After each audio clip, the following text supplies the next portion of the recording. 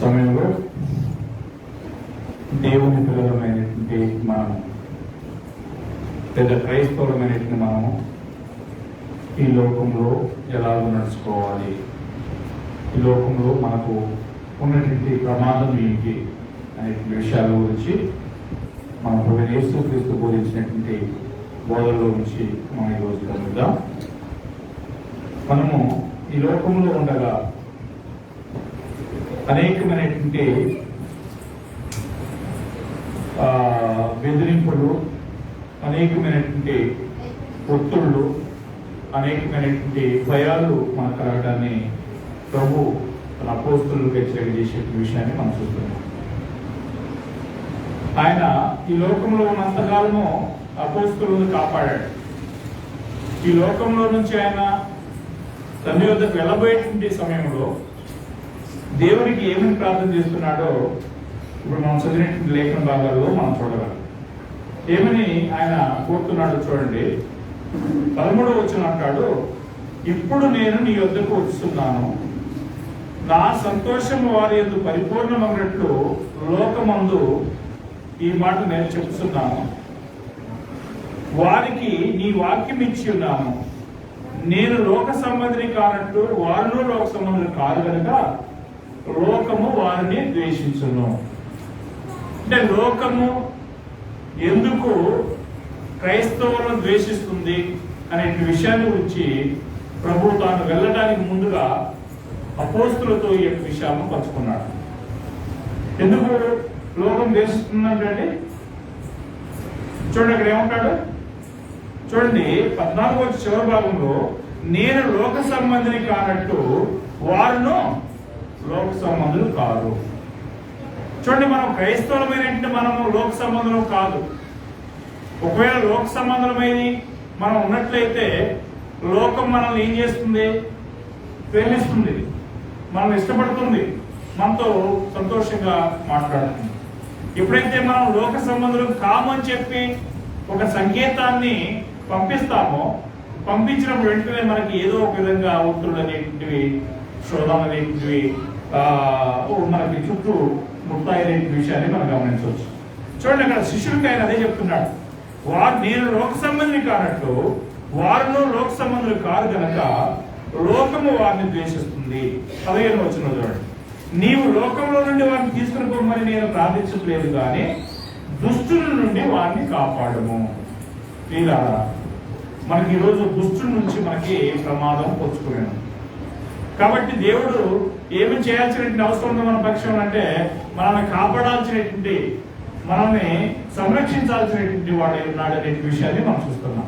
యేసుక్రీస్తు అదే చెప్తున్నాడు, దుష్టుల నుంచి వారిని కాపాడము. అంటే దుష్టుల నుంచి వారికి ఏమున్నట్టు అర్థమవుతుంది? ప్రమాదం ఉన్నది. అదేవిధంగా దేవుని పిల్లలమైనటువంటి మనకి ఈ లోకంలో నుంచి ఏమున్నది? ప్రమాదం ఉన్నది. కాబట్టి ఆ యొక్క ప్రమాదాల నుంచి మనం తప్పించుకోవాలి అనేది దేవుని యొక్క భద్రత, దేవుని యొక్క కాపుదల మనకి అవసరమైనది. కాబట్టి ప్రియమైనటువంటి వారా, ఈనాడు లోకంలో ఉన్నటువంటి వారు ఎందుకు మనం ద్వేషిస్తారు? వాస్తవంగా ఎందుకు మనల్ని ఇబ్బంది పెట్టడానికి ప్రయత్నం చేస్తారు అని అంటే అపోస్తలుడైనటువంటి పేతురు చెప్తున్నటువంటి విషయం గమనించండి. ఎందుకు వారు మనం ద్వేషిస్తారు అని అంటే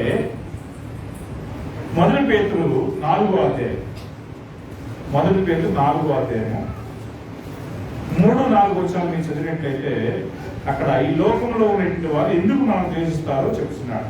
మనము మద్యపానము, అల్లరితో కూడిన ఆటపాటలు, త్రాగుబోతుల విందులు, చేయదగిన విగ్రహ పూజలు మొదలైన వాటి ఎందు నడుచుకొనుచు అన్యుల ఇష్టము నెరవేర్చుటకు గతించిన కాలమే చాలు. అపరిమితమైన దుర్యాపారమునందు తమతో కూడా మీరు పరిగెత్తకపోయినందుకు వారు ఆశ్చర్యపడుచు దూషిస్తున్నారు. చూడండి, ఎందుకు మనం దూషిస్తున్నారంటే 4వ వచనంలో చూడండి, అక్కడ అపరిమితమైన ఆ దుర్వ్యాపారమునందు తమతో కూడా మీరు పరిగెత్తకపోయినందుకు వారు మిమ్మల్ని ఏం చేస్తున్నారు? ద్వేషిస్తున్నారు. చూడండి, సినిమా పోదా రానంటాడు, నేను రానంటాను. లేదా ఇంకేదో ప్రోగ్రామ్ పోదా అంటాడు, నేను రానంటాను. ఏం చేస్తాడు చెప్పండి? అదే జరిగింది. మీరు మీ యొక్క బంధువులైనా లేదా స్నేహితులైనా చూడండి, వారు చేస్తున్నటువంటి ఆ యొక్క చెడ్డ కార్యాలకు మనం పాల్గొంపులు పొందుకోకపోతే లేదా వారితో ఏకీభవించకపోతే ఏం చేస్తారు వాళ్ళు? ఒకసారి, 2 సార్లు, 3 సార్లు పిలుస్తారు, 4వ సారి వాళ్ళు అంతేలే, వాళ్ళు రారులే అని చెప్పి మనం ఏం చేస్తారు? అందుకని ఇక్కడ అంటున్నాడు, వారు మీ అపరిమితమైన దుర్వ్యాపారం నందు తమతో కూడా మీరు పరిగెత్తనందుకు వారు ఆశ్చర్యపడుచు మిమ్మల్ని దూషిస్తున్నారు. కాబట్టి ఈ లోకంలో ఉన్నటువంటి వారు మనం దూషించడానికి కారణం ఏంటంటే వారి యొక్క వ్యర్థమైనటువంటి కార్యాల్లో మనం పాల్పంచుకోకపోతున్నందువలన. చూడండి, వ్యర్థమైన కార్యాలు ఏంటి? 3వ వచనం చూడండి. మనం పోకిరి చేష్టలు, దురాశలు, మద్యపానము, అలరితో కూడినటువంటి ఆటపాటలు, త్రాగుబోతుల విందులు, చేయదగిన విగ్రహ పూజలు మనం ఇంతకు ముందుగా చేశాము అని అంటున్నాడు. అంతే కదా? అప్పుడు అంతకుముందు చేసేట్టు మనము ఇప్పుడేమయ్యాము అంటే వాటిని విడిచిపెట్టాము, వాటిని ఇగ్నోర్ చేయట్లేదు. చేయనందుకు ఈ ఇంట్లో ఉన్నటువంటి వాళ్ళు ఏం చేస్తారు? మనల్ని ఖచ్చితంగా దూషించడానికి, మనల్ని చెడుగా మాట్లాడడానికి వారికి అవకాశం ఉన్నది. కాబట్టి చెప్తున్నాడు, ఈ కార్యాలన్నీ మనం ఇంతకుముందు చేశాం. ఇంతకుముందు వారి యొక్క ఇష్టం చొప్పున మనం నెరవేర్చినప్పుడు గట్టించిన కారణం ఏమైనా సరిపోతుంది అంటాడు. ఇక మీద మనం వాటిని నడవట్లేదు, ఇక మీద వారి యొక్క ఇష్టాన్ని అనుసరించట్లేదు. ఏం చేస్తారు వాళ్ళు అంటే మనం ఖచ్చితంగా దూషిస్తారు. కాబట్టి మేము వాళ్ళ మనం ఈ లోకంలో ఉన్నటువంటి దేవుని పిల్లలమైనటువంటి మనము ఏ విధంగా మరి జీవించాల్సినటువంటి అవసరం ఉంది? ఈ లోకంలో ఉన్నటువంటి వారికి మనల గురించి అర్థమవుతుందా, లేదా దేవుని గురించి అర్థమవుతుందా? చూడండి, దేవుని కార్యాలు వారికి అర్థం కావట్లేదు అంటున్నాడు. 1 కొరింథీ 2వ అధ్యాయం 14వ వచనంలో మీరు చూసినట్లయితే వారికి దేవుని కార్యాలు అర్థం కావట్లేదు. చూడండి, అక్కడ ప్రకృతి సంబంధమైన మనుషుడు అని అంటాడు. ప్రకృతి సంబంధమైన మనుషుడు అంటే ఎవరండి? 14వ వచనం చూడండి. ప్రకృతి సంబంధి అయిన మనుషుడు దేవుని ఆత్మ విషయంలో అంగీకరింపడు, అవి అతనికి వెలుతరంగా ఉన్నాయన్నాడు. ప్రకృతి సంబంధమైన మనుషుడు అంటే ఎవరు అంటే దేవుణ్ణి ఎరగనేటువంటి వాడు, లేదా బాప్తిసం తీసుకునే వాడు, లేకపోతే ఈ లోకానుసారంగా నడుచుకునేటువంటి వాడు. వాళ్ళు ఏమై ఉన్నారు? ప్రకృతి సంబంధమైనటువంటి మనుషులు ఉన్నారు. ఈ ప్రకృతి సంబంధమైనటువంటి మనుషులకి దేవుని కార్యాలు అర్థం చేసుకుంటారా, లేదా వాటిని అంగీకరిస్తారా?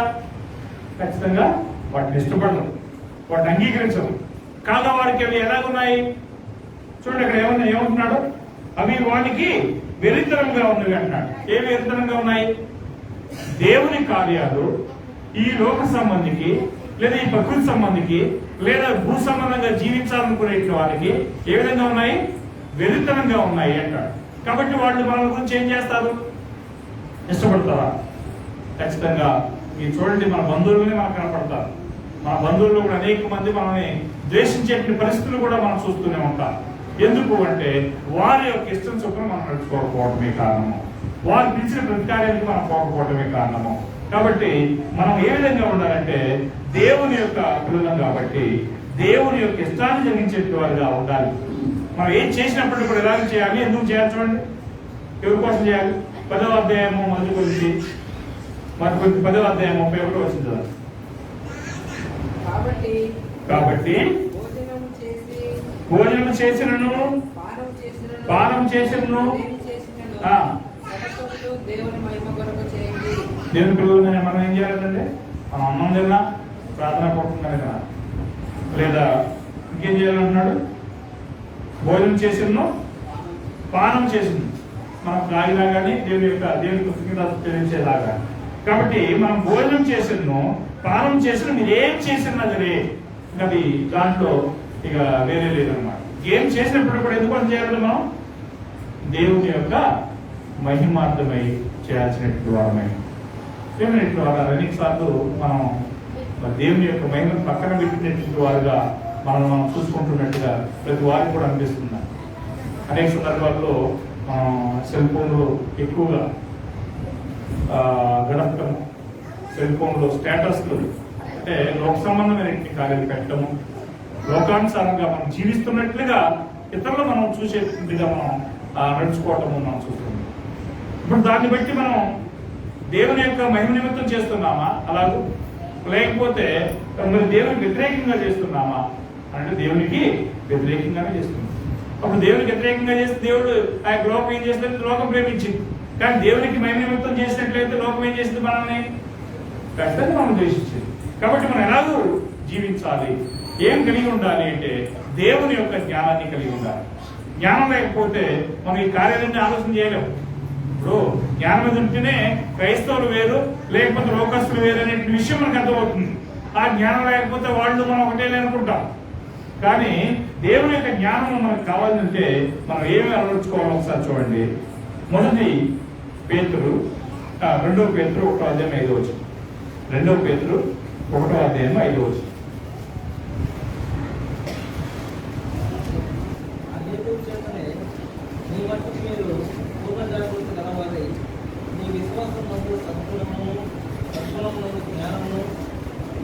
రైట్, ఇక్కడ ఏం మాట్లాడుతున్నాడంటే అనేకమైన ఆత్మ సంబంధమైన గుణాల గురించి మాట్లాడుతున్నాడు పేతురు గారు.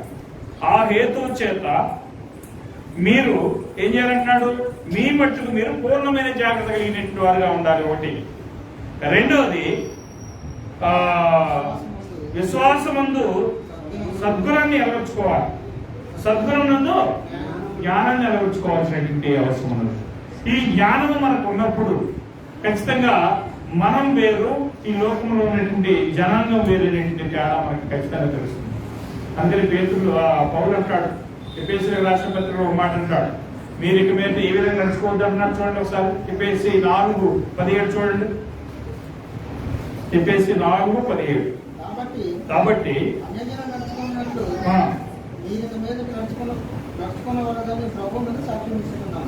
గమనించండి, అక్కడ ఏ విధంగా నడుచుకోవద్దు అంటున్నాడు. కాబట్టి అన్య జనులు నడుచుకున్నట్లు. అన్య జనులు అంటే ఎవరండి? యేసుక్రీస్తుని విశ్వసించినట్టు వారు, యేసుక్రీస్తు బాప్తిసం పొందినట్టు వారు. ఏమైనారు వాళ్ళు? అన్యజనులు, లోకంలో ఉన్నటువంటి వారు, దేవుని ఎరగనటువంటి వారు అన్నారు. అప్పుడు వారి వల్ల నడుచుకోవాలని చెప్తున్నాడు ఎక్కడ మనకి? లేకపోతే వారి వల్ల నడుచుకోవద్దు అంటున్నాడా? చూడండి అక్కడ, అన్యజనులు నడుచుకున్నట్లు మీరు ఇక మీద నడుచుకోవద్దు. మీరు ఇక మీద నడుచుకోవద్దు అంటున్నాడంటే అంతకుముందు ఏం చేశాం మనం? నడుచుకున్నాం కదా. నేను చేశాను, మీరు చేశారు, అందరం కూడా చేశాం. కానీ ఇక మీద ఏం చేయొద్దు అంటే మీరు ఇక మీద నడుచుకోవద్దని చెప్పి ప్రభువులను సాక్ష్యం ఇస్తున్నారు అంటాడు. ఎందుకు? వారు ఏ విధంగా నడుచుకుంటున్నారు? 17 వచ్చి చూడండి. ఏం వచ్చారు వారికి? అంధకారం అంటే ఏంటండి? చీకటి కదా. చీకటి అంటే ఏంటి? పాపం.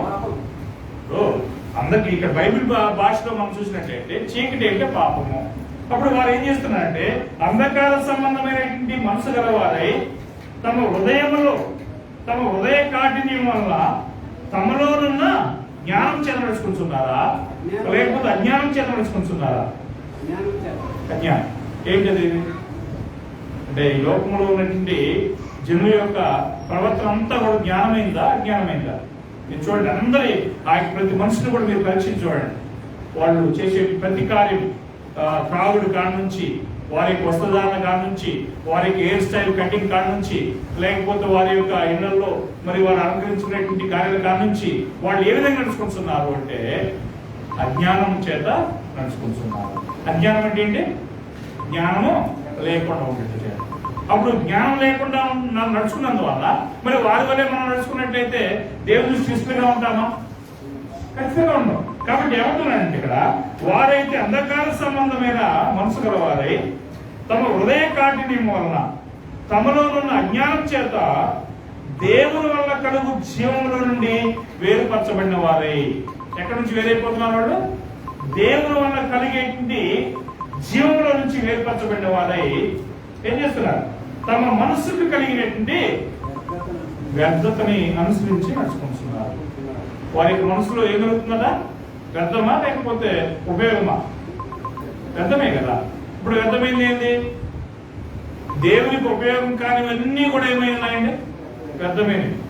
కాబట్టి వాళ్ళు వ్యర్థతను అనుసరించి నడుచుకుంటున్నందు వలన ఇప్పుడు నేను లేదా మీరు కూడా వారి వల్ల నడుచుకున్నాం అనుకోండి. ఇక్కడ ఆనాడు పెంతెకోస్తు దినాన ఆయన చేసిన ప్రసంగంలో అనేక విధములైనటువంటి మాటలతో సాక్ష్యం ఇచ్చి మూర్ఖులకు ఈ తరం వారికి మీరు వేరే అన్నారు. ఈ తరం వారు ఏ విధమైన వారు ఉన్నారండి? మూర్ఖులు. మూర్ఖులంటే కింద ఏముంది పాయింట్ చూడండి, ఆ ఫుడ్ పాయింట్ చూడండి. మూర్ఖులు అని అంటే అయ్యా ఒక్కరైనా అంటే అర్థం ఏంటి అంటే దేవునికి విరోధమైన, లేదా ఈ లోకానుసారులైనా, లేదా దేవుని ఎరగిన వారైనా అనేది అర్థం. అప్పుడు అలాంటి వారికి మనం వేరే ఉండాలా, లేకపోతే వారితో కలిసి ఇమిడిపోవాలా? వేరే ఉండాలి. కాబట్టి దేవుని యొక్క పిల్లలమైనటువంటి మన యొక్క ఉద్దేశం ఏంటంటే, దేవుడు ఏం కోరుకుంటున్నాడో ఆ యొక్క ఉద్దేశాన్ని మనం కలిగినట్లు వారిగా ఉండాల్సినటువంటి వారమై ఉన్నాం. అలా లేనట్లయితే దేవుని యొక్క చిత్తాన్ని మనం నెరవేర్చినట్లు వారం అవుతున్నామా అంటే ఎంత మాత్రం కాదు అనే విషయాన్ని మనం గమనించాల్సినట్లు వారమై ఉన్నాం. కాబట్టి మేము వాళ్ళరా ఈ లోకంలో ఉన్నటువంటి వారు జ్ఞానం లేని వారిని చూశాం, అంధకార సంబంధమైన మనుషుల వారై ఉన్నారని చూశాం, హృదయంలో కఠినం కలిగినట్టు వారై ఉన్నారని చూశాం, తర్వాత తమ మనసులకు కలిగినట్టు వ్యర్థతను అనుసరించి నడుచుకున్న వారై ఉన్నారని చూశాం. కాబట్టి అలాంటి గుణగణాలతో మనం జీవించాలని దేవుడు కోరుతున్నాడా, లేకపోతే వారికి మీరు దూరంగా వేరే ఉండాలని చెప్పి దేవుడు కోరుతున్నాడా? గమనించాలి. ఇక్కడ తేడా కూడా ఉంటున్నది. వారితో అసలు కలవద్దా, వారితో మాట్లాడొద్దా, వారితో మరి ఈ కార్యం చేయకూడదు అని అంటే దాని గురించి చెప్పలేదు. అంటే ఇప్పుడు వారి దగ్గర మనం పని పోవాల్సిన పరిస్థితి వస్తుంది, వారి దగ్గరికి మనం మరి అప్పుడు పోవాల్సి వస్తుంది, వారి దగ్గరికి మనం మరి కొట్టుకుపోయి కొనుక్కోవడానికి వస్తున్నది. అప్పుడు అలాంటి వారి దగ్గరికి మనం పోకుండా ఉండడానికి వీలు కాకపోవదు. ఈ లోకంలో అలాంటి వారితో సంబంధాలే లేకుండా ఉండాలంటే ఈ లోకాలను పెట్టి మనం పోవాల్సిందే. కానీ దేంతో మనం కలుసుకోకూడదు అని అంటే వారి యొక్క క్రియలతో, వారి యొక్క వ్యర్థమైన క్రియలతో మనం పాలుభాగం పంచుకోకూడదు అనే విషయాన్ని మనం చూస్తున్నాం. ఒకవేళ మనం వారు ఒకే చేసినట్లయితే తేడా ఏముంది చూడండి. మత్తయి సువార్త 5వ అధ్యాయంలో ఒక మాట అంటాడు. మత్తయి సువార్త 5వ అధ్యాయంలో 47వ వచనం అంటాడు, వాళ్ళు మనం ఒకటే చేసినట్లయితే తేడా ఏముంది అంటాడు. 5వ అధ్యాయం 47వ వచనం ఈ సహోదరులకు అదే మీ సహోదరులకు మాత్రం వందనం చేసినట్ల మీరు ఎక్కువ చేస్తున్నదేమి అనుజులను అలాగే చేస్తున్నారు కదా. చూసారా తేడా గమనిస్తున్నారా? మీ సహోదరులు మాత్రమే, మీ సహోదరులకు మాత్రమే మీరు వందనాలు చేసినట్లయితే అంటే దాని అర్థం ఏంటి? సహోదరులు కానిటువంటి వారికి కూడా మనం ఏం చేయాలని బోధిస్తున్నది? అమ్మా చెప్ప, నమస్కారం చెప్ప. కాబట్టి మీ సహోదరులకు మాత్రమే మీరు వందనాలు చెప్పిన యెడల మీరు ఎక్కువ చేసినది ఏమి? అనేజనులను అలా చేస్తున్నారు కాదా అంటారు. అంటే వాళ్ళు మనం ఒకటే చేసినట్లయితే తేడా ఏమీ లేదు. కాబట్టి మనం తేడా కలిగి ఉండాలంటే వారికంటే వ్యత్యాసం కలిగి ఉంటారు. అంటే ఏంటి? వాళ్ళు ఏం చేస్తారంటే వాళ్ళకి ఎవరైతే ఇష్టలుగా ఉంటారో, వారికి ఎవరైతే నచ్చుతారో వారికే వారు వేలు చేయడం కానీ లేదా నమస్కారం చేయడం కానీ వారికి ఇంకా మంచిగా ఉండటం కానీ జరుగుతుంది. కానీ మనం ఏం చేయాలంట? మనం దానికి కొంచెం ఎక్సైట్ కావాల్సినటువంటి అవసరం ఏంటది? మన శత్రువులను కూడా మనం ఏం చేయాలి? శత్రువులను ప్రేమించాలి, శత్రువులను కూడా నమస్కారం చేయాలి. అలా చేసినప్పుడే వాళ్ళకి మనకు తేడా ఉంటుంది. అంతేగాని వాళ్ళు మనం ఒకటే అయినట్లయితే ఏమాత్రం కూడా మరి తేడా లేదు అనే విషయాన్ని మనం చూస్తున్నాం.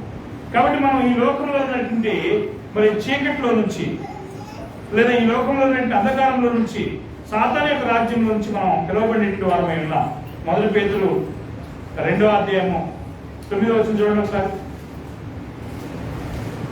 ముందు వారిలో ఉన్నాం, మనం వారితో కలిసి తిరిగాము, ఇమేట వారితో మనం ఉండకూడదు అనే విషయాన్ని చెప్తున్నాడు. చూడండి, అయితే మీరు చీకట్లో నుండి, ఇక్కడ క్రైస్తవులు చెప్తున్నాడు, అయితే మీరు చీకట్లో నుండి ఆశ్చర్యకరమైన తన వెలుగులోనికి మిమ్మల్ని పిలిచిన వారి గుణాతిశయమైన ప్రస్తుతం చేయ నిమిత్తము ఏర్పరచబడిన వంశమును, రాజులైన యాజక సమూహమును, పరిశుద్ధ జనమును, దేవుని సొత్తైన ప్రజలై ఉన్నారు. చూడండి, అయితే మీరు చీకట్లో నుండి, చీకటి అంటే మనం ఇంతకుముందు మాట్లాడాం. ఏంటంటే చీకటి అంటే పాపం. అంటే చీకటి అంటే భూ సంబంధం చీకటి నుంచి మనం వేరు చేయబడ్డాన్ని గురించి మాట్లాడితే ఇక్కడ మీరు చీకట్లో నుండి, పాపంలో నుంచి వేరు చేయబడిన వారై ఏం చేశారంట? మీరు చీకట్లో నుండి ఆశ్చర్యకరమైన తన వెలుగులోనికి. వెలుగంటే ఏంటి? మీరంతా వెలుగే. దీంట్లో విలువబడ్డారు అర్థమా? వెలుగంటే దేవుని జ్ఞానం. ఇప్పుడు పాపంలో నుంచి మనం దేవుని యొక్క జ్ఞానంలోనికి పిలువబడి ఉన్నాం కనుక అప్పుడు మనం ఎలా ఉండాలట? ఎవరి గుణాతిశయాలు అలవర్చుకోవాలట? చూడండి, అక్కడ వెలుగులోనికి మిమ్మల్ని పిలిచిన వారి గుణాతిశయాలు అంటే దేవుని యొక్క గుణాతిశయాలు ప్రచురం చేయ నిమిత్తము ఏర్పరచబడిన వంశమును. క్రైస్తవులు అంటే మామూలు విషయం కాదండి. కనుక అనేక మందికి ఆ యొక్క అర్థాలు తెలియదు. క్రైస్తవులు అంటే ఏర్పరచబడిన వంశం అంటాడు. చాలా స్పెషల్ జాతి అనమాట. మనం ఏర్పరచబడిన వంశమును. ఆ తర్వాత ఇంకేంటండి? రాజులైన యాజకుడు. చూసారండి, క్రైస్తవులు అంటే రాజులు, రెండవది యాజకుడు. అంటే యాజకుల యొక్క పని పాత నిబంధనలు ఎలా ఉండేది మనకు తెలుసు. అప్పుడు దేవుని యొక్క పిల్లలు ఈరోజు ఏమై ఉన్నారంటే పరిశుద్ధ జనము, రాజులైన యాజక సమూహములై ఉన్నారు అని చెప్పంటున్నాడు. కాబట్టి మనం ఏం చేయాలి? దేవుని యొక్క గుణాతిశయాల్ని, దేవుని యొక్క లక్షణాలని, దేవుని యొక్క ప్రేమని ఇతరులకు మనం సాక్షి పెట్టిన వారుగా ఉండాల్సిన అవసరం. అలా కాకపోయినట్లయితే లోకము మనం ప్రతి కార్యాన్ని కూడా చూస్తూనే ఉన్నాను. లోకము మన ప్రతి అంశాన్ని, కదలికను కూడా గమనిస్తూనే ఉన్నాం. ఉదాహరణకి ఒక చిన్న ఉదాహరణ, జాన్ మార్క్ మొన్న ఒక చిన్న వాట్సాప్ స్టేటస్ లో ఏం చేశాడంటే కుక్కర్ పెట్టాడు. ఐదారు చిన్నప్పటి నుంచి నేర్పింది ఇదేనా అని చెప్పి ఒక ఆయన ఫోన్ చేశాడు. అని అడిగాడు. అంటే కుక్కర్ ఆయన ఏదో జంతు ప్రేమతో పెట్టుకున్నాడు, అది తప్పని కూడా అనలేము. కానీ వాడు ఎందుకంటే దానికి మనం ఏం చేయాలంటే దాని మీదే మనం వాడు పాయింట్అవుట్ చేశారంటే ఇక లోకస్తుల్ని, సినిమా యాక్టర్ని పెట్టుకుని స్టేటస్లు పెట్టి ఎంత ఏ విధంగా అంటారనేది అర్థం చేసుకోవాలి. కాబట్టి మనం ఏం చేయాలంటే కుక్కర్ కాదు ఏది కూడా పెట్టకూడదు అనేది అర్థమైపోయింది కదా. కాబట్టి ఇక్కడ ఏం చేయాలంటే దేవుని యొక్క పిల్లలు ఏం చేయాలి? చూడండి, అక్కడ దేవుని ప్రజలు దేవుని సొత్తైన ప్రజలై ఉన్నారు. తొమ్మిది వచ్చాడు. అయితే వీరు చీకట్లో నుండి ఆశ్చర్యకరమైన తన వెలుగులోనికి మిమ్మల్ని పిలిచినట్టు వారి గుణాతిశయములు ప్రచురించే నిమిత్తము ఏర్పరచబడిన వంశమును, రాజులైన యాజక సమూహమును, పరిశుద్ధ జనమును, దేవుని సొత్తైన ప్రజలై ఉన్నారు అన్నాడు. దేవుని యొక్క సొత్తైన ప్రజలు, దేవుని సొత్తైన ప్రజలు అంటే మరి అంత ఆ క్రెడిట్ అంత ఎవరికి పోతుంది? మనం ఏం చేసినా కానీ, తప్పు చేసినా దేవుని దూషిస్తారు కదా, మనం మంచి చేసినా దేవుని మైంపరుస్తారు. కాబట్టి మనం ఏం చేయకూడదంటే ప్రతి చిన్న కదలికను కూడా లోకం మనల్ని అబ్జర్వ్ చేస్తుంది. కాబట్టి మనం చాలా జాగ్రత్తగా నడుచుకోవాలి.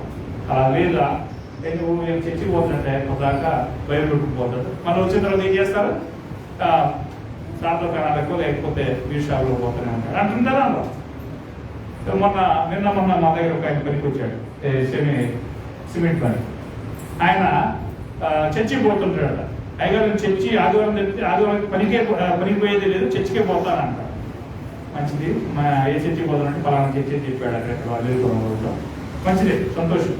కానీ పనికి వచ్చేటప్పుడు ఫుల్గా దాగొస్తాడు. ఎప్పుడు సోమవారం పొద్దున పనికి వచ్చేటప్పుడు ఫుల్గా దాగొస్తాడు. మళ్ళా ఆదివారం కానీ నడిపోతాడు, చర్చికి పోతాడు.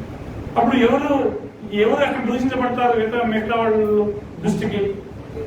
నేనంటే అర్థం చేసుకోగలను. ఏమర్థం చేసుకోగలంటే వాళ్ళ గురించి సరిగ్గా తెలవాలి, బోధించడం తెలవలేదు కాబట్టి అన్ని చేస్తున్నాడు కాబట్టి ఇక అది పెద్ద పట్టింపు లేదు అనుకుంటున్నాను. అదే చూసేవాడు ఏమనుకుంటాడు అన్ని ఏంటంటే వీడు క్రైస్తవుడు అంట, ఇదేం క్రైస్తవం, ఇదేం బైబిల్, ఇదేం ప్రార్థన అంటారు అంటారు, ఖచ్చితంగా అంటారు. కాబట్టి నేను ఏమంటున్నా అంటే ప్రతి చిన్న విషయాన్ని పోసుకొచ్చినట్టుగా లోకం మనం చూస్తుంది. కాబట్టి మనం ఎంత జాగ్రత్తగా ఉండాలి. చిన్న పొరపాటు కూడా మనం చేయకూడదు. చేసినట్లయితే లోకం చూసి మనం పాయింట్అవుట్ చేసుకున్నది. కాబట్టి ప్రియమైనటువంటి వాళ్ళరా, ఈ లోకంలో దేవుని పిల్లలమైనట్టు మనము ఏ విధంగా ఉన్నామంటే దేవునికి మరి ఏర్పరచబడిన వంశంగాను, పరిశుద్ధ జనముగాను, దేవుని సొత్తైన ప్రజలుగా ఉన్నందువల్ల మనము ఏ విధంగా ఉండాలి? ఒకసారి రోమ 12వ అధ్యాయము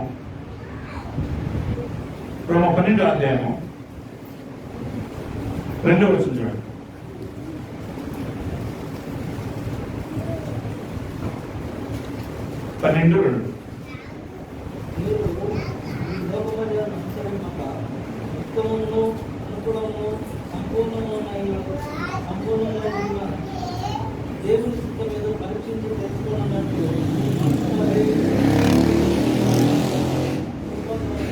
సరే చూడండి, 2వ వచనంలో మీరు ఈ లోక మర్యాదను ఏం చేద్దాం?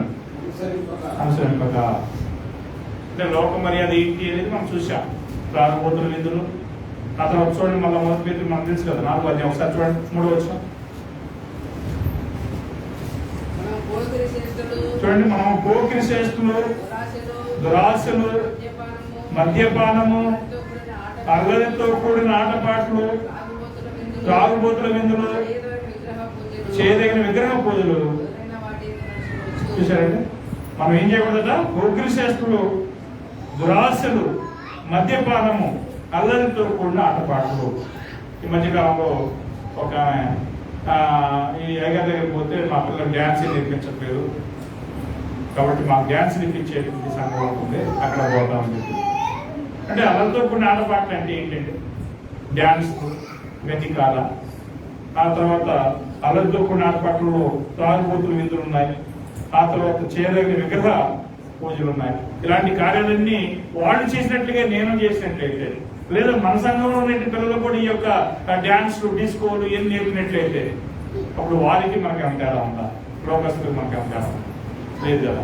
కాబట్టి ఈ యొక్క కార్యాలను మనం ఏం చేయకూడదు అంటున్నాడంటే, ఈ లోక మర్యాదను మీరు ఏం చేయొద్దు, అనుసరింపగా ఏది అనుసరించి తెలుసుకోవాలి?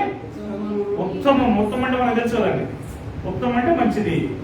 ఉత్తమం పైన మనం చూసాం, మరి ఏమి ఎన్నుకున్నదని చూసాం, ఉత్తమమైంది అని ఎన్నుకున్నది. కాబట్టి మనం ఉత్తమమును, అనుకూలమును, సంపూర్ణమునై ఉన్న దేవుని చిత్తం. చూసారా, దేవుని చిత్తంలో కూడా సంపూర్ణం కావాలి. సంపూర్ణం అంటే ఏంటంటే ఏ మాత్రం కూడా కొత్త లేకుండా ఉంటాం. అప్పుడు దేవుని సంపూర్ణమైన దేవుని చిత్తం ఏదో పరీక్షించి తెలుసుకున్నట్లుగా మీ మనసు మారాలి. మీ మనసు మారి నూతన మగుట వల్ల రూపాంతరము పొందుడి. పిల్లరా, మనం చూసినట్లయితే ఈనాడు మనకి ఈ విధమైనటువంటి వ్యత్యాసం లేకుండానే క్రైస్తవం అనేది కొనసాగుతూ ఉన్నది.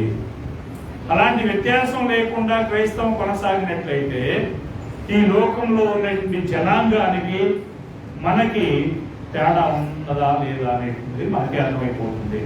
కాబట్టి మనం తేడా కలిగి ఉండాలన్నా లేకపోతే వారి వల్లే మనం నడుచుకోవాలా అనే విషయాలు చూసినప్పుడు మనకి బోధించబడుతుంది, తెలుస్తున్నది.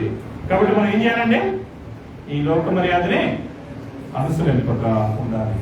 ఈ లోక మర్యాద అంటే మనకు తెలిసేగా, వాళ్ళు నడుచుకున్న ప్రతి కార్యము, వారి యొక్క కార్యాలన్నీ కూడా, ఈ లోకంలో వారు చేసే కార్యాలన్నీ కూడా మనం ఏం చేయకూడదు అనే విషయాలను మనం చూస్తున్నాం. మనం ఏం చేయాలి మరి? ఉత్తమము, అనుకూలమైనటువంటి, సంపూర్ణమైనటువంటి దేవుని యొక్క చిత్తాన్ని పరీక్షించి మనం తెలుసుకోవాల్సినటువంటి వారమే ఉన్నాం. చూడండి, దేవుని యొక్క పిల్లలమైనటువంటి మనము ఈ లోకంలో ఏ విధంగా ఉండాలని ఇంకొక మాటలో చెప్తున్నాడు ఆయన. ఫిలిప్పీలకు రాసిన పత్రికలో పౌలు తెలియజేస్తూ ఉన్నాడు. ఫిలిప్పీ 2వ అధ్యాయము 16 నుంచి 15 వచ్చిన చూడండి. ఫిలిప్పీ 2వ అధ్యాయము.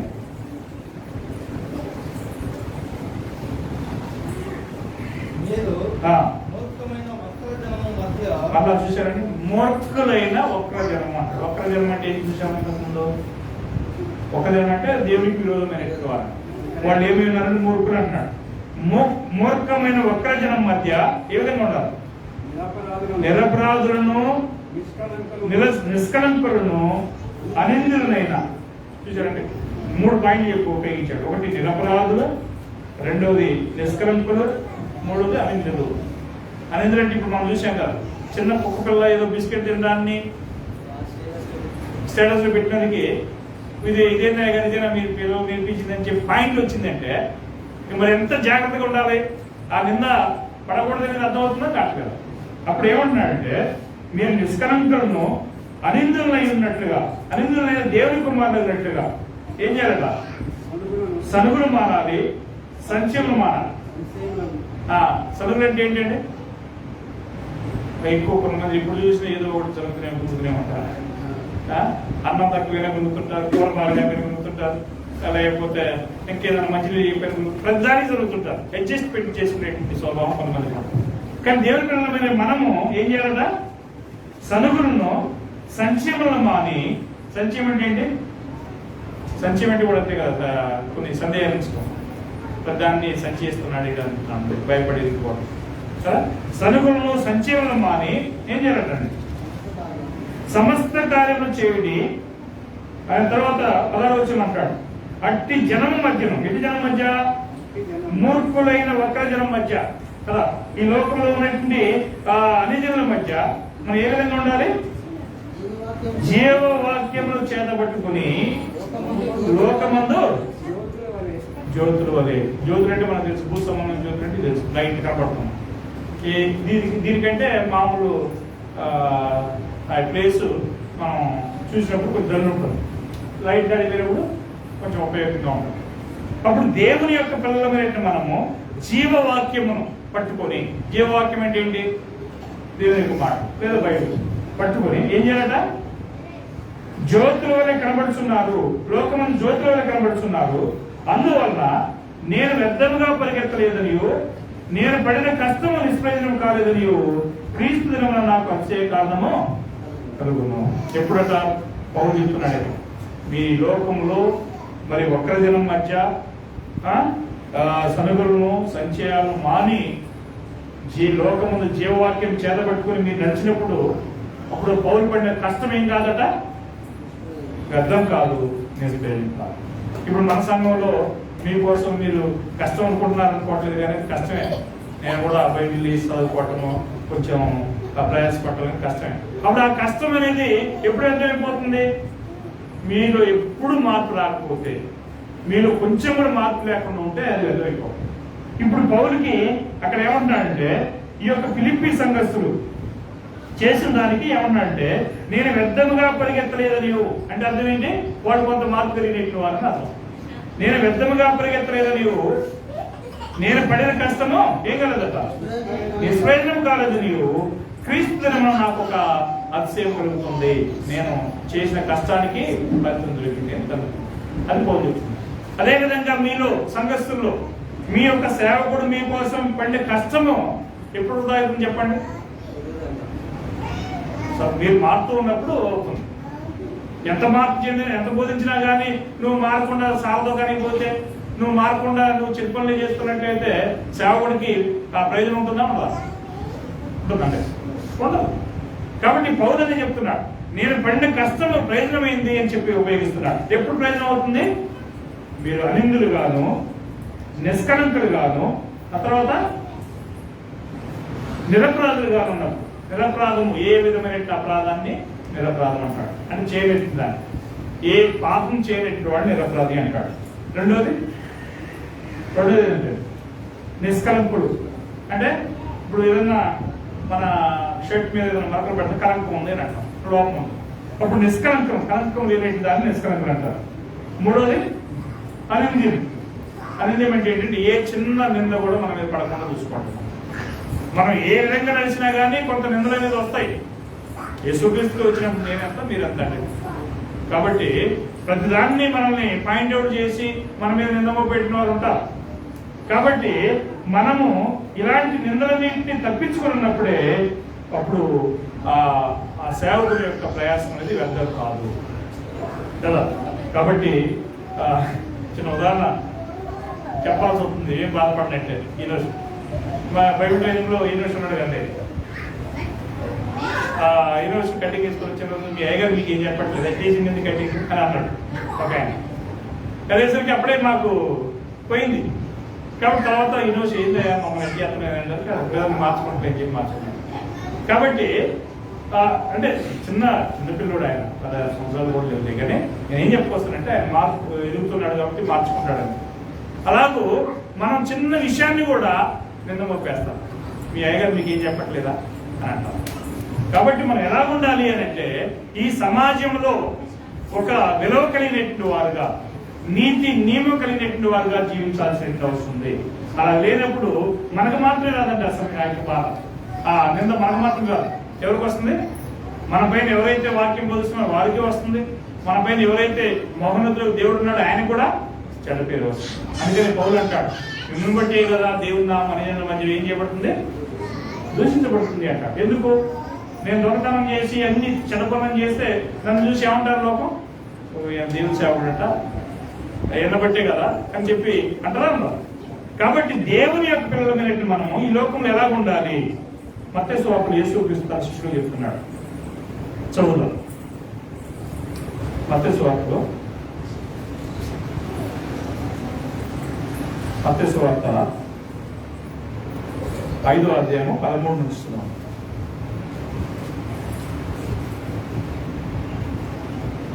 మీరు లోకమునకు ఉప్పై ఉన్నారు. ఉప్పు నిష్ఫలమైతే అది దేని వల్ల సారం పొందును? అది బయట మాలవేయబడి మనుషుల చేత పట్టుబడుతుందే కానీ మన దేనికి పనికి రాదు. 13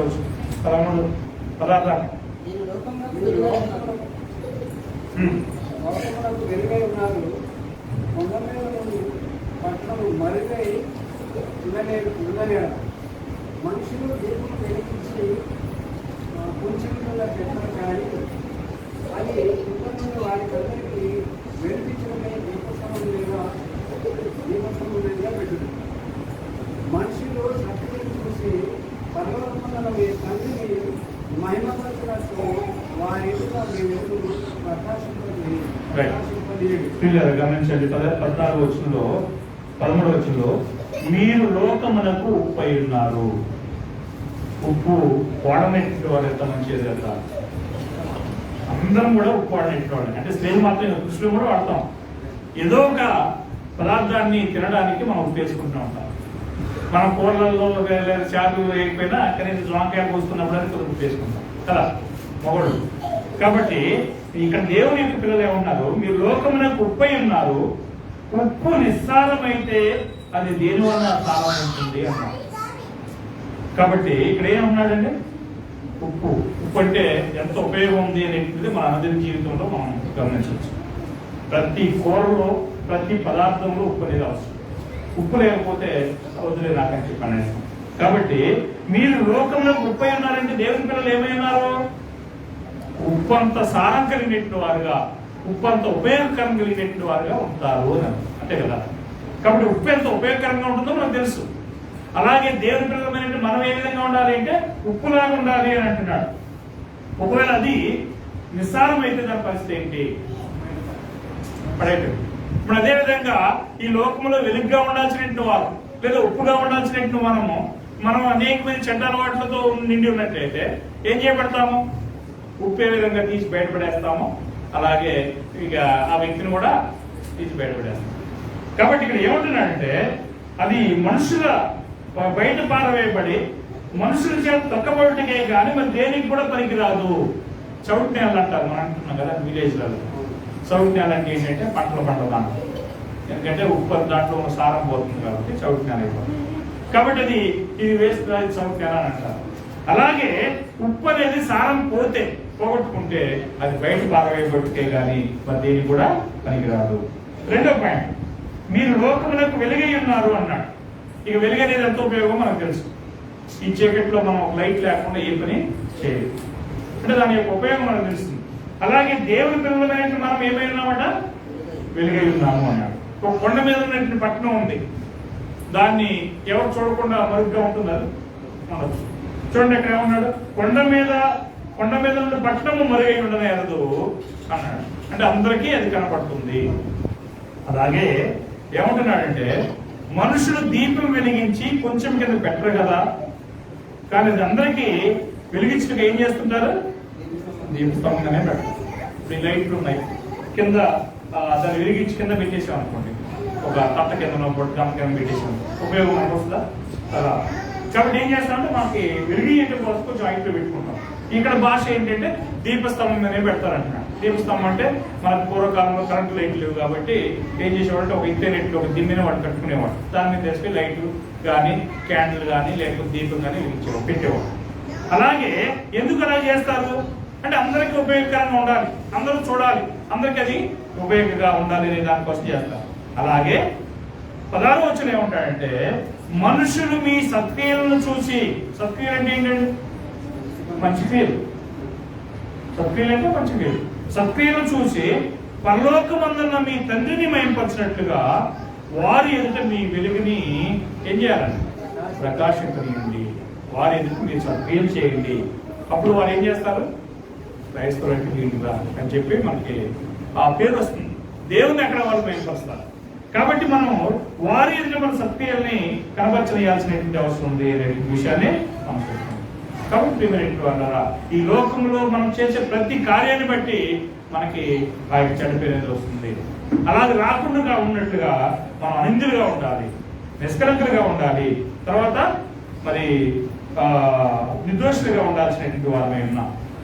1 యోహాను 4వ అధ్యాయము 5-6 వచనాలు చూసినట్లయితే ఒకవేళ మనం లోకంలో ఉన్నటువంటి వారి వల్లే ఉన్నట్లయితే లోకం ఏం చేస్తుంది, ఖచ్చితంగా మనం ప్రేమించింది కదా. నేను లేచిన కాడ నుంచి సినిమా యాక్టర్ల గురించి లేదా రాజకీయ నాయకుల గురించి సినిమాల గురించి నేను మాట్లాడుకో ఆ యొక్క కోరికలు ఉన్నటువంటి వాళ్ళు ఏం చేస్తారు, నేను ప్రేమిస్తారు, నా మాట వింటారు. అదే వాళ్ళకి నచ్చలేదు అనుకో, ఏదో పద్దాకి ఇదే మాట్లాడుతున్నాడు అని చెప్పి నన్ను ద్వేషించి వెళ్ళిపోతాం. కాబట్టి మనం ఏ విధంగా ఉంటే లోకం ద్వేషిస్తుంది మనల్ని, ఏ విధంగా ఉంటే మనల్ని ప్రేమిస్తుంది ఒకసారి చూడండి. మొదటి 4వ అధ్యాయము 5-6 వచనాలు. మొదటి 4వ అధ్యాయము 5-6 వచనాలు. వారు లోక సంబంధులు కనుక వారు లోక సంబంధులు కనుక లోక సంబంధులైనట్టు మాట్లాడారు. చూశారండి, లోక సంబంధులు ఏం చేస్తారు? లోక సంబంధమైనట్టు మాట్లాడతారు. తర్వాత లోకం వారి మాట వినును. లోకము వారి మాట వింటుంది. నేను ఫేస్బుక్ లో చూడండి, నాకు బాగా గత 2 ఏళ్ళగాను నేను కష్టపడి దేవుని వాక్యాన్ని పెడతా ఫేస్బుక్ లో. ఆ యొక్క లెసన్ చూడటానికి 20 మంది 30 మంది వస్తారు. అదే నువ్వు లోక సంబంధమైనటువంటి మాటలు 4 పెట్టు, లక్షల మంది దానికి వ్యూస్ ఉన్నారు. కాబట్టి అదే చెప్తున్నాడు, వారు లోక సంబంధులైనట్టుగా, లోక సంబంధులు కనుక లోక సంబంధమైనట్టు మాట్లాడదు, లోకము వారి మాట వినను. 6వ వచనం చూడండి, మనము దేవుని సంబంధము, దేవుని ఎరిగిన వాడు మన మాట వింటాడు. ఇప్పుడు ఇక్కడికి వచ్చేవాళ్ళు ఎవరంటే దేవుని ఎరిగిన వాళ్ళు, అంతే కదా. దేవుని ఎరిగిన వాళ్ళు కాబట్టి దేవుని మాట వినడానికి వచ్చాము, అంతే కదా. అదే లోక సంబంధం అయితే మనం రాము, లోక సంబంధం అయితే మన దగ్గర రాదు. కాబట్టి ఇక్కడ ఏంటంటే దేవుని ఎరిగిన వారు దేవుని యొక్క మాటలు, దేవుని సంబంధం యొక్క మాటలు వింటారనే విషయాన్ని మనం చూస్తున్నాం. కాబట్టి ఇక్కడ ఏం చెప్తున్నాడు, లోకము వారి మాట విన్ను, మనం దేవుని సంబంధము, దేవుని ఎరిగిన వాడు మన మాట విన్ను, దేవుని సంబంధి కాని వాడు మన మాట విండు. ఇందువలన మనం సత్యస్వరూపమైన ఆత్మీయులు, బ్రహ్మపరచు ఆత్మీయులు తెలుసుకుంటున్నాము.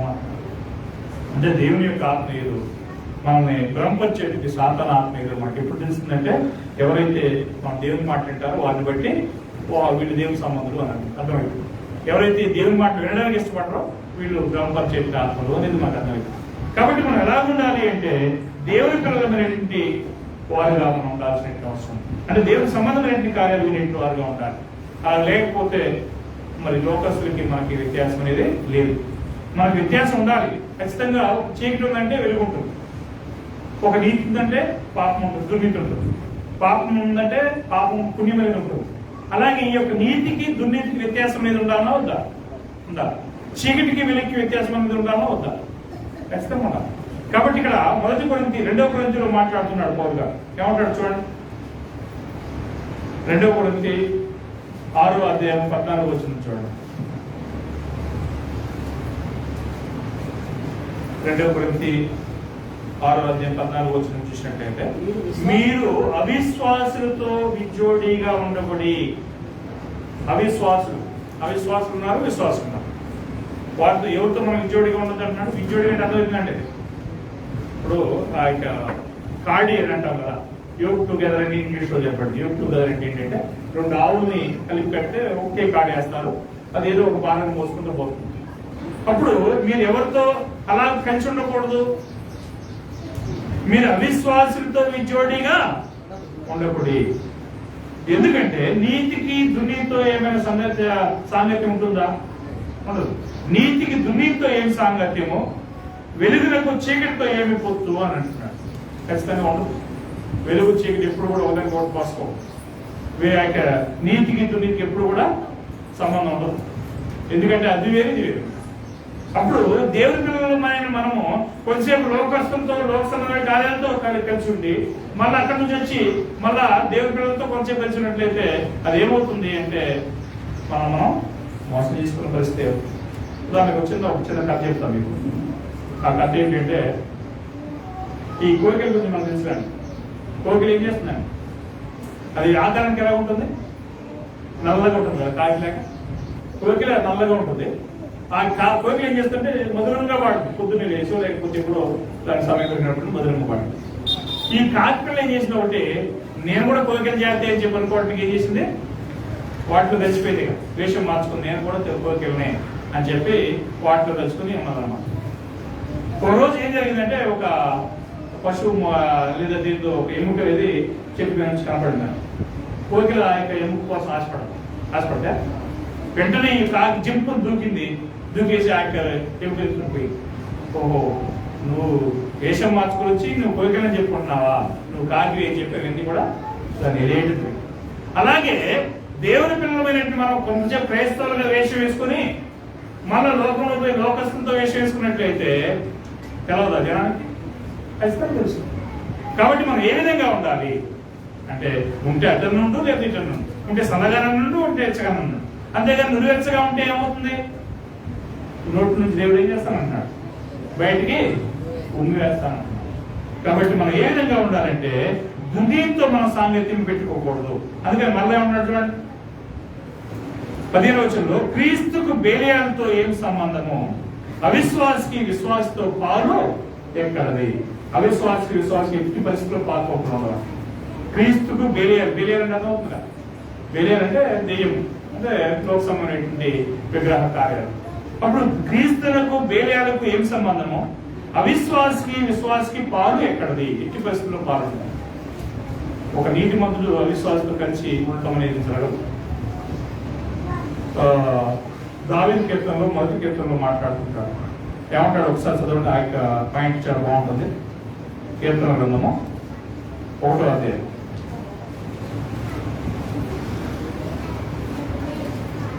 దుష్టుల ఆలోచన చొప్పున నడవక, పాపులు మార్గమున నిలవక, అపహాసులు కూర్చున్న చోట్ల కూర్చుండక, యెహోవా ధర్మశాస్త్రమందు ఆనందించు దేవారాత్రం దాన్ని ధ్యానించేవాడు ధన్యుడు. ఇలాంటి వ్యక్తి 3వ వచనం ఎలా ఉంటాడట? అతడు నీటి కాలువన ఒక కాలంలో వారు నాడబడిన వాడై ఆకు వాడగా తన కాలమందు ఫలమిచ్చి చెట్టు వలె ఉంటాడు. చూశాను అక్కడ మామిడి చెట్టు ఒకటి ఉంది. ఈ కాలం అది ఎప్పుడు కూడా పచ్చగా ఉంది. ఎందుకు? కాలం అంటే నాటబడింది. అలాగే ఇక్కడ ఏమంటాడు కింద చూడండి, అతను చేయనంతయు సఫలమవును అన్నాడు. ఎప్పుడు? నీతిమంతుడు. కానీ 4వ వచనంలో చెప్తున్నాడు, దుష్టులు అలాగుండక గాలి చేత చెదరగొట్టబడి పొట్టు వలె ఉందరు అంటున్నాడు. దుష్టులు ఎలా ఉంటారట? గాలికి పోతే చూసారా, ఇంట సౌండ్ చేసుకుంటా కొట్టుకొని పోతాం. ఎవరు అలా ఉంటారంటే దుష్టులు అలా ఉండక, అంటే నీతిమంతులు వలె ఉండక గాలి చేత చెదరగొట్టు పొట్టు వలె ఉందరు అని అంటున్నాడు. 5వ వచనంలో, న్యాయ విమర్శలో దుష్టులను, నీతిమంతుల సభలో పాపులను నిలవరు. న్యాయ విచారణ జరుగుతుంది. నీతిమంతులు అందరూ ఒక చోట ఉన్నారు. ఒక దుష్టుడు వచ్చి అలా ఉంటాడా? ఉంటాడు కదా. కాబట్టి మీరు చూడండి, దేవుని యొక్క సంఘాలలో ఒక దుర్మార్గుడు బయట వాడు వచ్చి కూర్చోవాలని కూర్చోలేడు. ఎందుకంటే ఇక్కడ మాట్లాడేదంతా దేవుని యొక్క నీతి గురించి మాట్లాడారు. వాళ్ళకి నచ్చదు కాబట్టి వెళ్ళిపోతారు. కాబట్టి ఇక్కడ ఏమన్నా అంటే నీతిమంతుల మార్గం యెహోవాకు తెలియను, దుష్టుల మార్గము ఏమవుతుందా? నాశనం అవుతుంది. కాబట్టి ప్రియమైనటువంటి నా యొక్క సహోదరి సహోదరులారా, ఈ లోకంలో మనము వెలుగుగాను ఉప్పుగాను, ఆ తర్వాత వెలుగుగాను ఉప్పుగాను ఒక పాయింట్ చెప్పాడు. మత్తయి సువార్త 5వ అధ్యాయంలో చూశాం కదా. కాబట్టి ఈ లోకంలో మనం ఏ విధంగా ఉండాలంటే ఇతరులకు ఉపయోగకరమైనటువంటి వారంగా జీవించాల్సిన అవసరం ఉంది. మనకని ఈ లోకంలో జనాంగానికి వ్యత్యాసం ఉండాల్సిన అవసరం ఉంది. లేదు వాళ్ళు మనం ఒకటే అని చెప్పి అనుకున్నట్లయితే ఖచ్చితంగా మనం దేవునికి ఇష్టంగా ఉండటానికి అవకాశం లేదు. కాబట్టి మనం ఈ లోకంలో జనుల మధ్య ఉన్నాము కనుక అందువలన వారి క్రియలు అనుసరించి నడుచుకోవాల్సిన అవసరం లేదు. వాళ్ళతో మనకు పనులు ఉంటాయి. పొద్దున్నే పోతాం, వాళ్ళు ఏం చేస్తారంటే వాళ్ళ యొక్క విగ్రహానికి వాళ్ళు పూజ చేసుకున్న తర్వాతే మనకి ఇస్తారు. మనకి కొనుక్కోకుండా ఉండలేం కదా. వాళ్ళు కట్టికొండ షాప్ పోయినప్పుడు దాన్ని అలా చేసుకున్న తర్వాత మనకి ఇస్తారు. వాళ్ళ పూజ వాళ్ళు చేసుకున్న తర్వాత మనకు దొరుకుతుంది. కాబట్టి కొనుక్కోకుండా ఉండలేము. అది తప్పని అంటలే దేవుడు. ఏమంటున్నాడంటే వారి క్రియల్లో మనం పాలు బాగా పొందినట్లయితే అది తప్పుకుంటున్నాడు. కాబట్టి అలా ఉండకున్నట్లుగా మనం ఈ లోకంలో ఏ విధంగా ఉండాలి? దేవుని యొక్క జ్ఞానం కలిగినట్టు వారమే ఈ లోకంలో ఉప్పుగాను వెలుగుగాను మనం ఉండాల్సిన అవసరం లేదు. ఆ విధంగా లేకుండా వాళ్ళకి మనకు తేడా లేకుండా ఉన్నట్లయితే మనం ఈ లోకంలో ఏ విధంగా ఉంటున్నాము? దేవునికి ఇష్టమైనటువంటి వారుగా ఉండట్లేదు అనేటువంటి విషయాన్ని మనం చూస్తున్నాం. యోహాను సువార్త 12వ అధ్యాయము చివరి వచనం చదువుతున్నాం. యోహాను సువార్త 12వ అధ్యాయము 24 నుంచి 26 వరకు చదువు. యోహాను సువార్త 12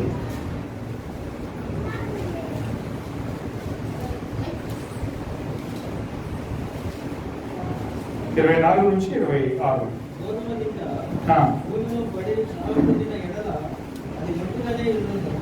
అది చచ్చిన ఎడల ఉత్తరంగా ఫలించును. తన ప్రాణమును ప్రేమించువాడు దాన్ని పోగొట్టుకొనును. లోకంలో తన ప్రాణమును ద్వేషించువాడు నిత్య జీవము కొరకు దానిని కాపాడుతుందని మీతో నిశ్చయంగా చెప్తున్నాను. పిల్లరా, 24వ వచనంలో గోధుమ గింజల గురించి ఒక ఉదాహరణ చెప్తున్నాను. గోధుమ గింజను మనం భూమిలో నాటుతామండి. అది ఎప్పుడు ఫలించి మళ్ళా మొక్కలేసి గింజలు వస్తుంది అంటే మనం వేసినట్టు ఆ గింజ చనిపోతేనే కానీ కొత్త మొలక రాదు దాంట్లో నుంచి. ఎప్పుడైతే కొత్త మొలక వస్తుందో అది ఎదుగుతూ మళ్ళా పోతేస్తూ తాతగాస్తూ ముందుకు సాగుతుంది. అలాగే గోధుమ గింజ భూమిలో పడి సాగకుండా ఎడల అది ఒంటిగానే ఉండును, అది చచ్చిన ఎడల విస్తారంగా ఫలించును. అంటే మన ఫలాలు ఫలించే వారుగా ఉండాలి. గోధుమ గింజ ఎలాగైతే ఉపయోగకరమైన ఫలాలు ఇస్తుందో అలాగే దేవుని పిల్లలమైనట్టు మనము మరి క్రీస్తులో ఫలాలు ఫలించాలి. క్రీస్తులో ఫలాలు ఫలించాలంటే ఏం చేయాలా? మనం క్రీస్తులో నాటబడి ఉంటేనే ఫలాలు ఫలిస్తాం. ఉదాహరణకి ద్రాక్షవల్లి గురించి మనం చెప్పుకుంటాడు. ద్రాక్ష తీగలు ఉన్నాయండి, చెట్టు నుంచి పోతాయి. ఆ తీగలు నరికి అక్కడ పడేస్తాం. అది ఎండిద్దా లేకపోతే కాయలు కాస్తూ పూర్వం పూసుకుపోతుందా? ఎండిపోతుంది కదా. అప్పుడు ఎప్పుడు అది మంచి ఫలాలు ఫలిస్తుంది? ఆ తీగ అసలైన చెట్టుకి అంటే అంటు కట్టబడి ఉన్నప్పుడే, దాంట్లో నాటబడి ఉన్నప్పుడే ఆ తీగ ఫలించడానికి అవకాశం. అలాగే దేవుని పిల్లలమైనట్టు మనము దేవుని యొక్క మందిరానికి రాకుండా దూరంగా ఉన్నప్పుడు ఏమవుతుందంటే కత్తిరించబడే వారంగా ఉంటాము. మనలో ఫలాలు ఉండవు. మనలో ఫలాలు రావాలంటే ఏం చేయాలి? చూడండి, ఇక్కడ మొత్తం స్వరించబడినప్పుడు పరచకుండా ఉంటుంది అనే విషయాన్ని మనం చూస్తున్నాం. కాబట్టి ప్రియమైనటువంటి వాళ్ళరా, మనం ఎప్పుడు కూడా మరి ఈ లోకంలో జీవిస్తున్నామంటే మనం దేవుని పిల్లలము. మనకి ఈ లోకస్తులకి తేడా ఉన్నది. మనం దేవుని యొక్క పునాది సేవలు ప్రచురణ చేసేటువంటి వారిగా ఉండాలి. ఈ లోకస్తులోనే మనం నడుచుకోకూడదు అనే భావంతో మనం ఎప్పుడు కూడా జ్ఞాపకం అనుకుని జీవించాల్సిన అవసరం ఉంది. లేదా మన ప్రతి చిన్న కదలికను కూడా మరి వాళ్ళు చూపించే వారుగా లోకస్తులు ఉన్నారు. కాబట్టి మనం చాలా జాగ్రత్తగా జీవించాల్సిన అవసరం ఉంది. కోపంతో మీ అందరికీ మరి ఆ విధంగా మనం నడుచుకోవడానికి ఒక నిర్ణయం చేసి జీవితంలో ముందుకు సాగినట్లుగా మనందరం కూడా ప్రతి వారం కూడా ఆలోచన చేయాల్సిందిగా మేము ఉత్సాహపరుస్తూ మనం తెలియజేస్తున్నాం.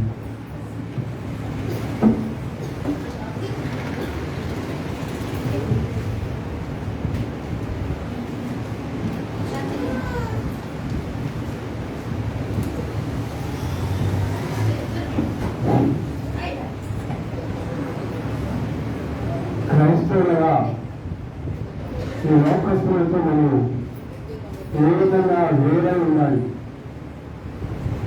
అనే అంశాన్ని అద్భుతంగా వివరించినటువంటి శీఘ్రంగా